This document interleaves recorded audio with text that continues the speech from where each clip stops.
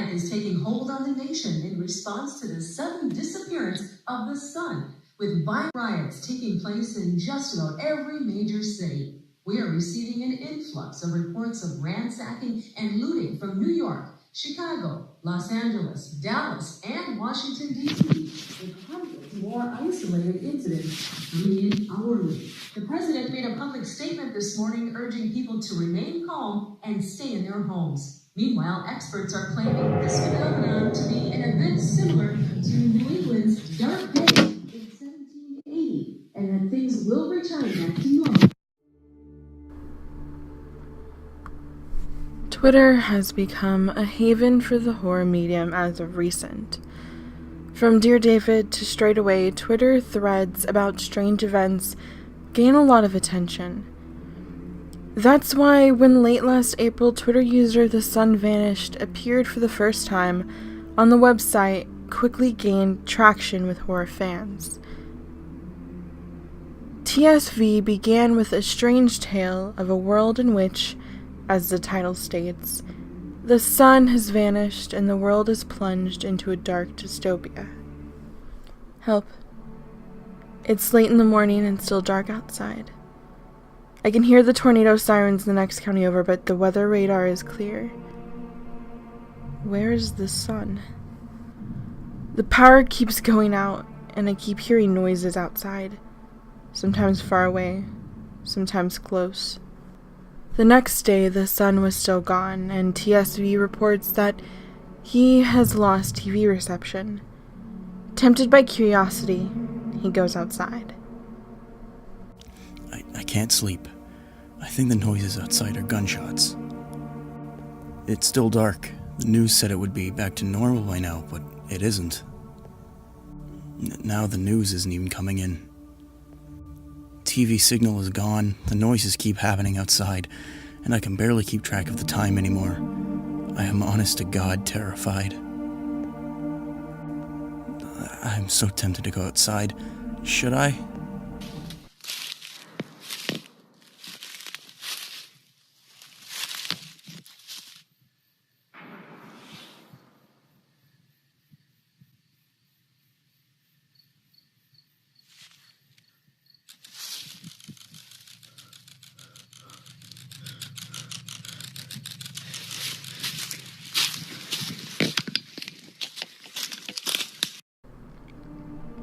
By May 2nd, TSV says it's getting colder. The sun is still gone, and they see someone being chased by the strange lights that was seen outside his house previously. Sorry everyone. Reception went out yesterday. I was worried it wouldn't come back on. No signs of activity outside. Come to think of it, it has been a while since I heard a gunshot. Something just flew over my house.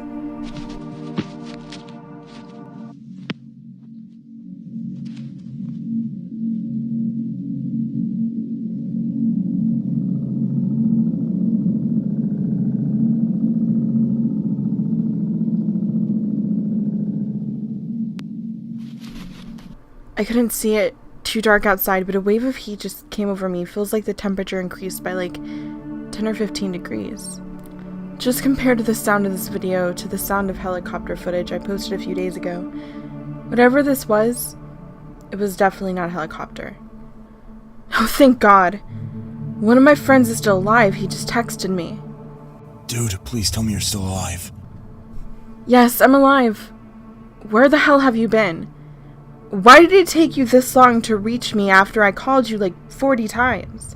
I'm sorry, but my phone died and I was just now able to start charging it. You're still at your house, right? Yes. Okay, good. I'm still a 2 days drive away, but I'm coming to you. I'm not really sure if that is a good idea or not. Why? What have you seen? Dude, you have no fucking idea. Now we have another problem. This guy has been standing completely still with his back towards me. I have no idea how long he's been standing there. He's still standing there. He hasn't moved. Get away from the window. Keep all lights off. Do not talk to them or let them in. And if you see any flashing lights, hide. Whoever was staying outside is gone now. Shit.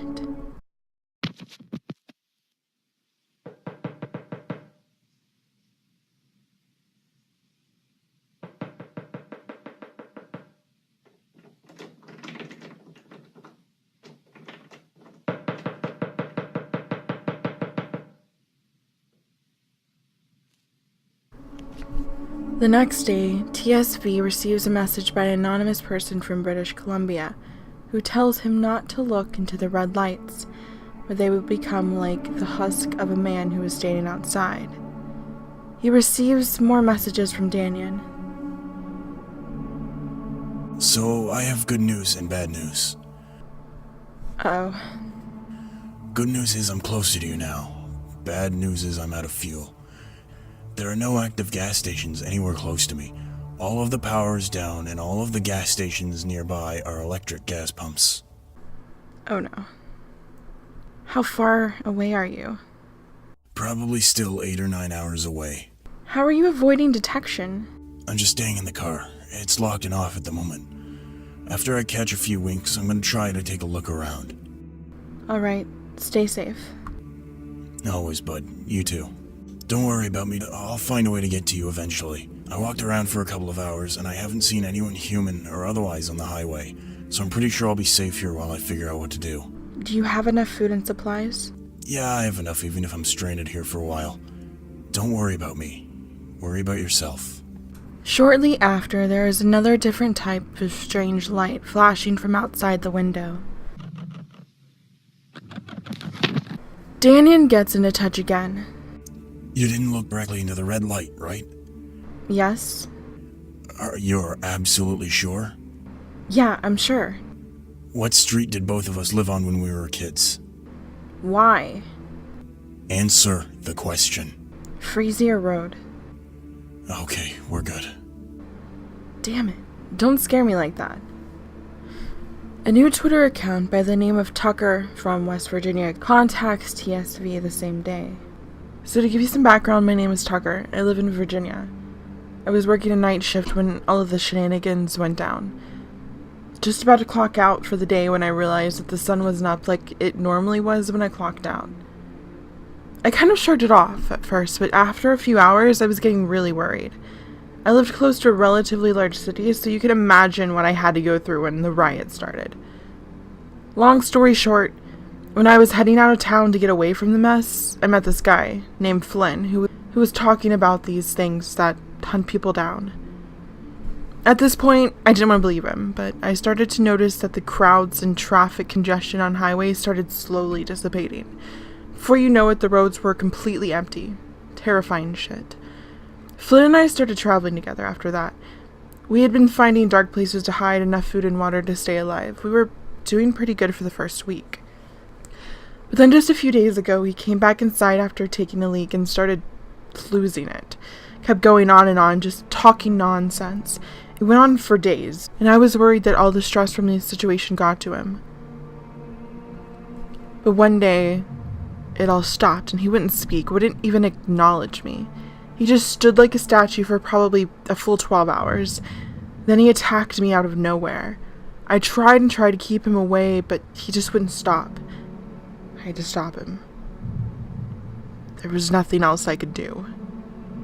Anyway, I've been living on my own for the past couple of days. It has been tough, but thankfully I found an area with power and internet, which is why I can talk to you. The account tweets a few of his own Vanishing Sun descriptions. Many of his replies to other people's tweets at him, or comments on his tweets, are telling. While I've been trying to collect info online, I completely forgot to check in on Danyan yesterday. He still hasn't responded to any of my texts. I'm hearing noises outside again.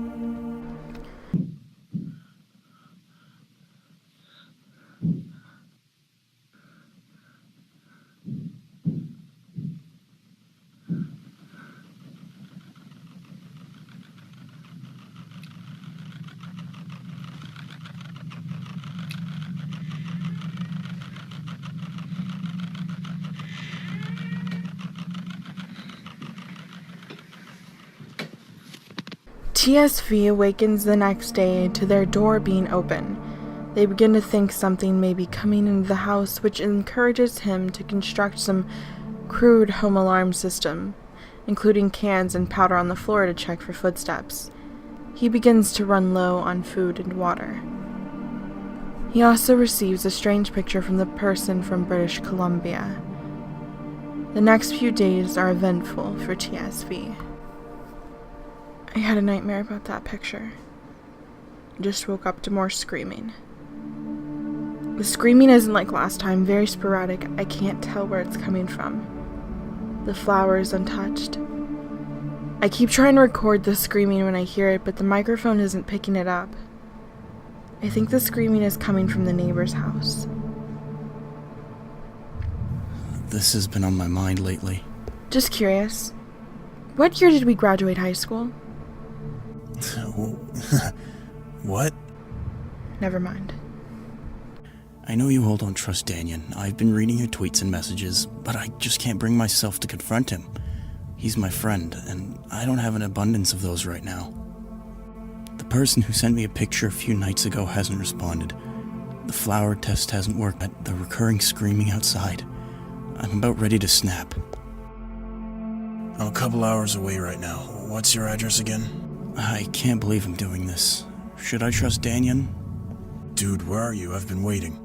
Answer my question. What year did we graduate high school? But we don't have time for this.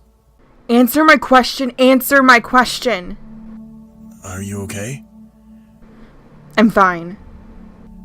I'm sorry to say this, but I'm not sure that I trust you. Likewise. Well, I guess that's it then. I just woke up and came downstairs to this. Oh my god. I don't know if it is Danyan, I don't know if it is someone else, but I don't plan on sticking around to find out. It's not safe here anymore. I'm packing up and I'm leaving. It's been in the back of my mind for a while, but I'm heading out to the neighbor's house where I've been hearing the screaming. Wish me luck. I'm staying low and staying away from streetlights and other light sources, using my flashlight sparingly. This is where I heard the screaming. I'm sure of it. I found fresh food and water here, checked every room to be sure I'm alone. It's not just in my head. I know I heard screaming. It was ongoing, and I'm glad I came to investigate, because now I have food, water, and a safer place to stay. There have been no signs of activity outside whatsoever. After moving, TSV doesn't experience as much strange activity. His updates become shorter and further between. There is no word from Danyan or Tucker, which becomes distressing to TSV. However, a weird note from the previous occupant catches their interest. I was walking past the coffee table, and I noticed something sticking out from under a couple of magazines. I'm gonna hang on to this. Makes me wonder if there's anything else around the house. Notes, papers, anything. I'm gonna check and poke around. The silence from TSV's friends doesn't last too long. On May 27th, Danyan gets into contact with him. Listen, I know you don't trust me, and I don't trust you. But if you are still you, you have to get low. Get out of sight, whatever it takes. The next day, the thing that had flown over his house before comes back.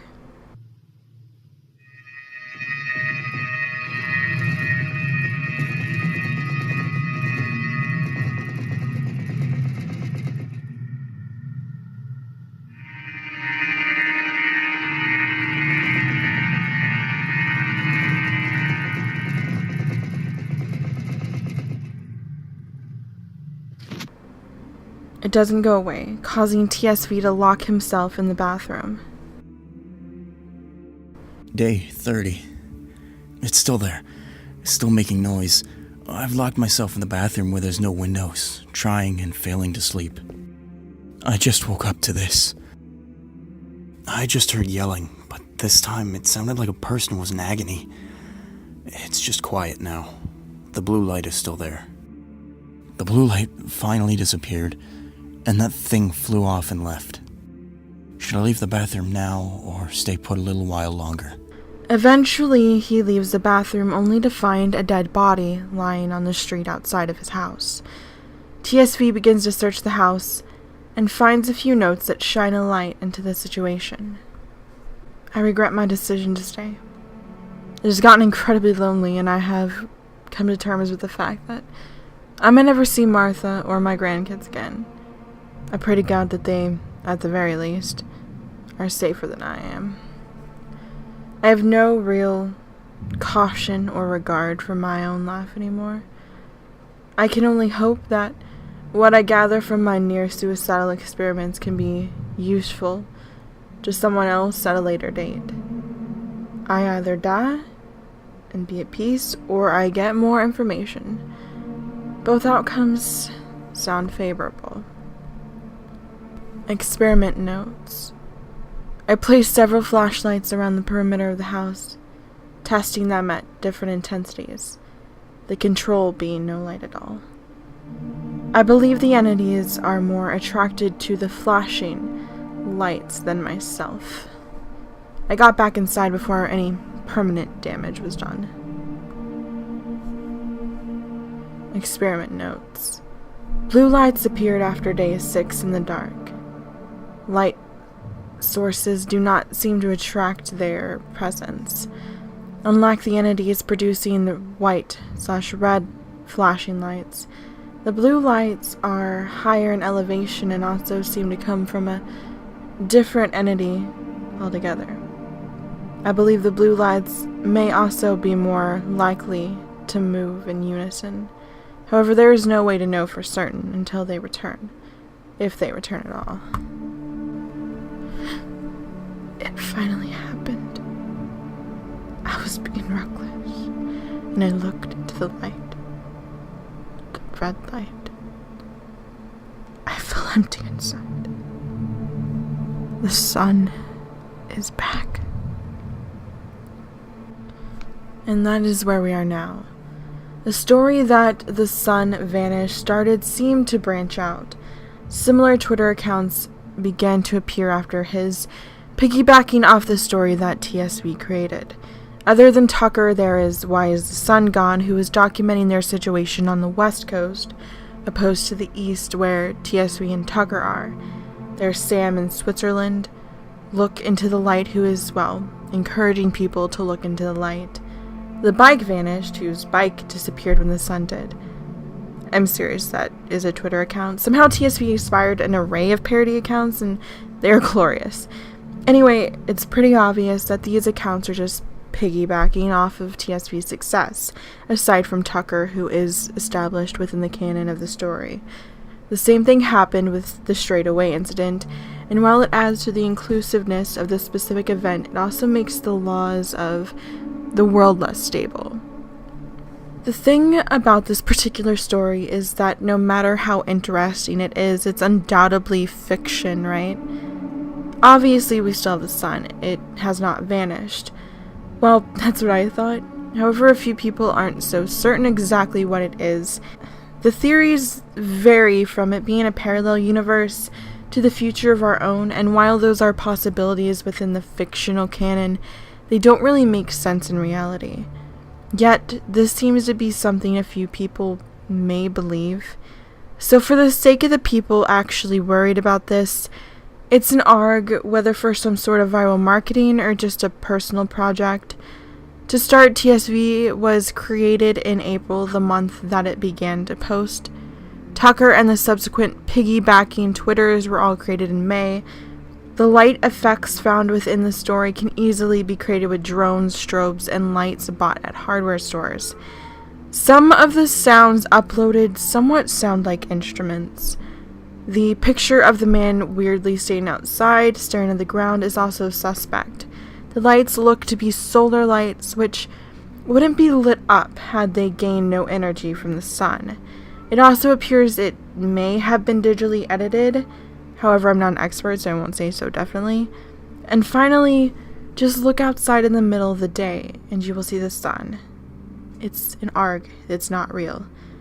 With that aside, I would like to go over a few in-world explanations behind what happened to the sun, and what is actually going on within the world of TSV. Though there isn't exactly much to hypothesize on, there are a few options. One theory going around is that there was a partial supervolcanic eruption that is blocking out all space light, but it was not a large enough eruption to coat the world in ash. This theory doesn't exactly explain the flashing lights, however. The explanation that is more likely is that of supernatural and or extraterrestrial. Personally, I think the concept of it being some sort of alien invasion seems the most likely. UFOs would be a pretty good tag to place on the flying lights, and the strange aerial objects in one of TSV's looks like a UFO. I swear I've seen a UFO depiction like it, honestly, I just can't remember where.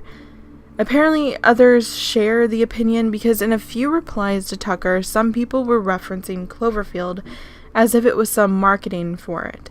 For some reason, people thought the same about the straight away phenomenon.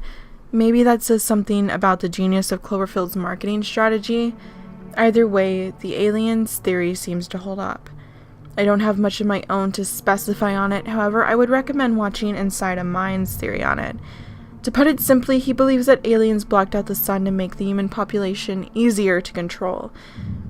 Some lights hypnotize humans who poison the water supply and cause others to hallucinate, and in turn make them easier to catch. For a more in-depth look, I'll link his original video in the description. For now, though, unfortunately, we may not know for certain anytime soon, but we'll just have to wait and see.